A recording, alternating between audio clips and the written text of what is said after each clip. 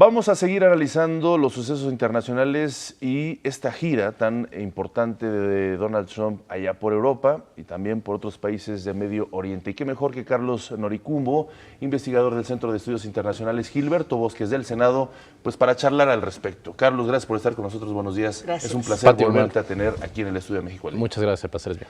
Platícanos, ¿cuál es tu primera lectura al respecto? Porque Donald Trump, pues, finalmente, lo decíamos hace unos momentos, sigue de gira y concluirá mañana en Sicilia. Así es, pues el día de mañana concluye una gira del presidente Donald Trump, su primera gira a nivel internacional, en donde, bueno, ha esperado un buen tiempo, ya un par de meses para hacer su primera gira. Se convierte en el segundo presidente estadounidense que espera más para realizar su primera gira internacional, después de Lyndon Johnson, que esperó alrededor de 10 meses tras la muerte de John F. Kennedy. Y bueno, eso ha mostrado ahora un cierto simbolismo acerca de los intereses, claro, y de los cosas importantes que tiene la administración del presidente Trump.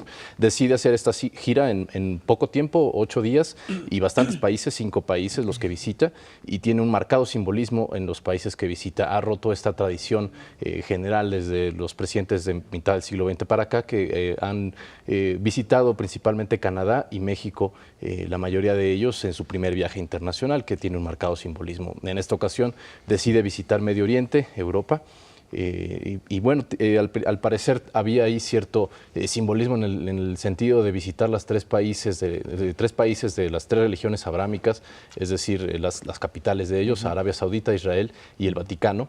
Intentaron dar un simbolismo por ahí religioso y un importante señalamiento en ese sentido. El primer país que visita claramente pues muestra los intereses primordiales de la administración de Trump, que es Arabia Saudita. Es recibido con los más altos protocolos en la capital Riyadh y bueno, tiene ciertos acuerdos muy importantes, un acuerdo muy importante por más de 110 mil millones de dólares para la venta de armamento y en cuestiones de cooperación en materia de seguridad con Arabia Saudita y tiene ese marcado simbolismo acerca de la visita de los intereses de la administración Trump. Ahora, los resultados. Bueno, pues, ¿logró los objetivos?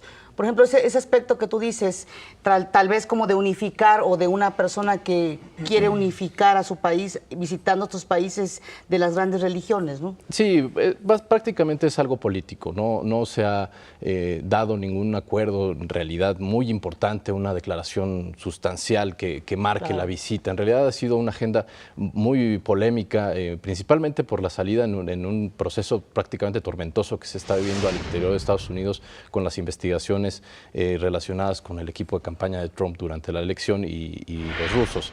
Y básicamente incluso ha habido analistas que comparan esta visita con la de Richard Nixon en 1974 a Medio Oriente, igual durante la tormenta de Watergate. Y bueno, el presidente Trump se sale en medio de esa tormenta política para dar la nota en la visita a 5 países, que pues claramente es el primer presidente estadounidense que visita Medio Oriente como primer viaje internacional. Entonces, en este sentido, pues el presidente Trump no tenía una agenda clara acerca de lo que iba a hacer a estos países. Arabia Saudita, pues en realidad como primera parada muestra que hay un desmarcamiento de la política exterior del presidente Obama, que se había alejado, había habido un enfriamiento importante con Arabia Saudita. Y bueno, el presidente Trump ha marcado eso en ese sentido. En segundo lugar, visita a Israel, se reúne también con el primer ministro Netanyahu y con el presidente palestino, Mahmoud Abbas.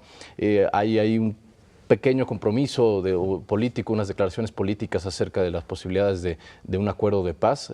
Ha refrendado su compromiso con él, pero no hay una sustancia importante. De ahí viaja al Vaticano, en donde se reúne con su santidad Francisco. Y bueno, hay ciertos compromisos del presidente Trump en materia de paz mundial, etcétera. Un ejemplo es el regalo que le da el Papa al presidente Donald Trump. Le regala la carta encíclica que hace acerca del cambio climático por las diferencias que ha habido en la materia. Y bueno, de ahí viaja el presidente Trump a Bruselas a una reunión con los líderes de la OTAN y con los líderes de la Unión Europea, en donde también hay marcadas diferencias. Donald Tusk, presidente del Consejo Europeo, le menciona a Donald Trump ahí que en conferencia de prensa final dice que hay marcadas diferencias en temas comerciales. y migratorios esencialmente.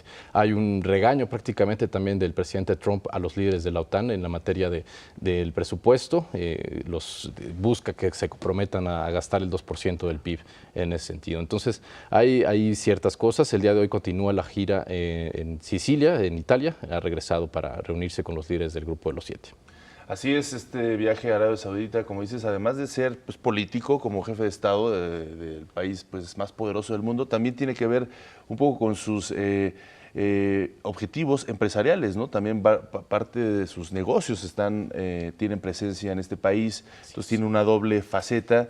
Y después, pues, todo lo que ha sucedido tras bambalinas, ¿no? Todas estas declaraciones que se han visto, por ejemplo, también se han comparado mucho las visitas anteriores de Barack Obama con las de Donald Trump, cómo lo recibió tan fríamente el Papa Francisco, ¿no? O este desplante que ya veremos en imágenes más adelante, justamente de ayer, ¿no? De cómo desplaza al primer ministro de Montenegro, para él posicionarse frente, ¿no? Al grupo que iba caminando. En fin, muchos matices también que hablan de la personalidad de Donald Trump, que hablan también de sus carencias diplomáticas. Y bueno, pues precisamente que estos viajes finalmente él no los toma como una prioridad. Así es, ha habido ciertas polémicas en torno a algunas actitudes del presidente durante la gira, como bien hablas de este momento tenso cuando mueve al primer ministro de Montenegro para acercarse a la foto principal durante la reunión de la OTAN. Y bueno, otras polémicas, hubo ahí una polémica con la foto familiar en el Vaticano también, y algunas cuestiones que se han dado a lo largo de la gira.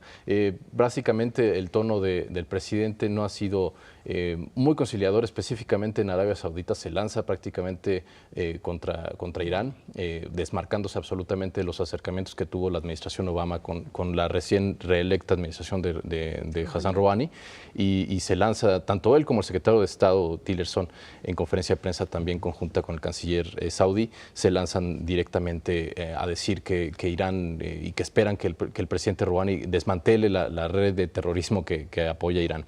Entonces sí ha tenido ciertas declaraciones políticas que son importantes a lo largo de la gira, pero pues espera que el día de hoy y el día de mañana haya ciertos compromisos importantes dentro de las marcadas diferencias que se tienen en torno al cambio climático y a la migración esencialmente. Carlos, ¿considerarías que hay hasta cierto punto como cierto desmarcamiento de los líderes mundiales con respecto, los líderes europeos con respecto a Trump? Por ejemplo, observando el encuentro que tuvo con Macron, ¿no?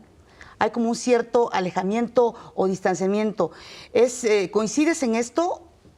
Sí, no precisamente diríamos que hay un desmarcamiento de los líderes mundiales. Hubo incluso hay una polémica en medios que habían dicho que algunos líderes de la OTAN estaban preparando discursos pequeños para que el presidente Trump no se aburriera al momento de estar dentro de la cumbre.